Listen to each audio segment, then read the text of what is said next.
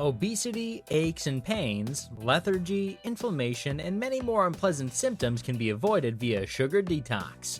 That's something you ought to try. And let us show you what happens to your body when you quit sugar. Subscribe and keep in touch to get all the nutrition facts you need to know.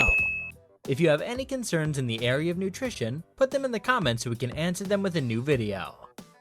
Our brain loves sweetness simply because it runs on glucose, but our tongue can't differentiate between different types of sugars, and thus we love all sugary things. If you're doing a sugar detox, you should avoid the added sugars. That means most sodas, sugary cereals, sweetened snacks, and all those extra sweet food products. But of course, you can take all natural veggies, fruits, fats, and proteins. Once you say bye-bye to all of your sweet cravings, your body starts to panic, and day by day it changes. Over 30 days, this process transforms your body into a whole new state. Let us now see how it happens. First 10 days. The first day will be easy. Your brain will think you didn't have time for a sugary treat, and day 2 will also be easy. Your brain will wait until you put something sweet into your mouth. And then comes day 3, when your brain realizes that something is wrong and you're not giving it what it needs. Then it tries to trick you with food cravings. The week starting after day 3 will not be easy. Believe me, your body will fight back, asking you to give it sugar. You will be craving sugar all day. You might even faint. You might have blood sugar fluctuations and experience lightheadedness and dizziness as well. Most importantly, there will be emotional changes. You'll be angry for no reason, and you'll be easily irritable, and anyone and anything can make you cry. Why does this happen? And do we need to worry?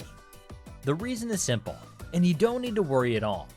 Consider this as a normal response of a kid who's not been given what he or she needs.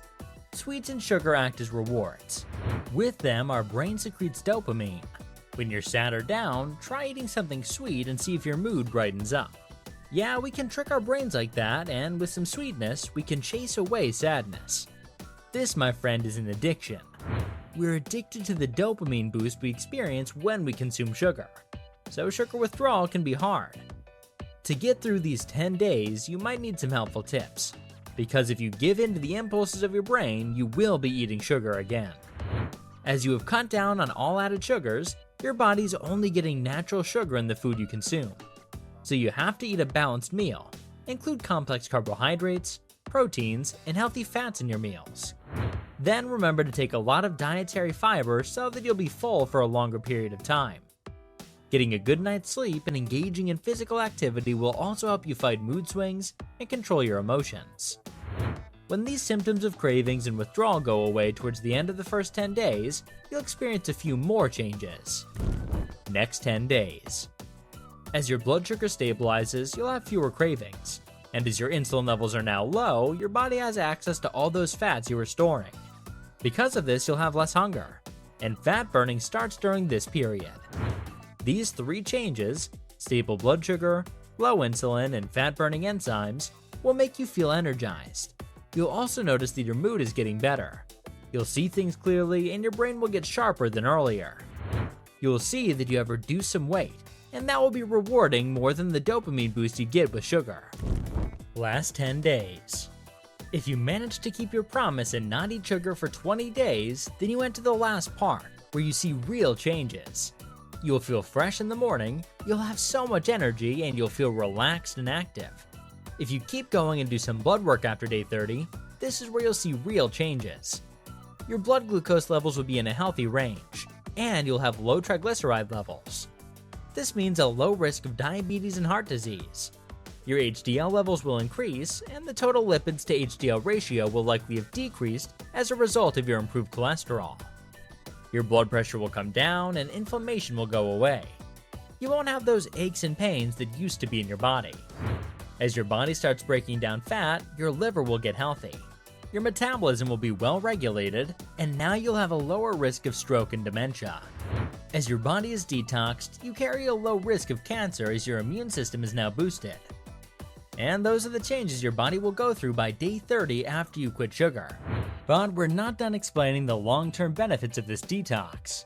When you see all these changes, you want to continue quitting sugar, and that will bring you so many benefits. Weight loss. When you take in more calories than you burn, it leads to weight gain. When your stomach is not full but you've already taken enough calories per day, you'll keep eating, and thus gain weight. Food and beverages with added sugar contain so many calories, but they do not offer protein and fiber, which make you full. So now you know why they lead to weight gain. It's also been shown that these foods cause you to gain visceral fat. Visceral fat surrounds your organs, and it can disturb their function while making you fat. So once you quit sugar, all these effects will be reversed, and your body weight will slowly climb back down to normal healthy body composition. Clear skin.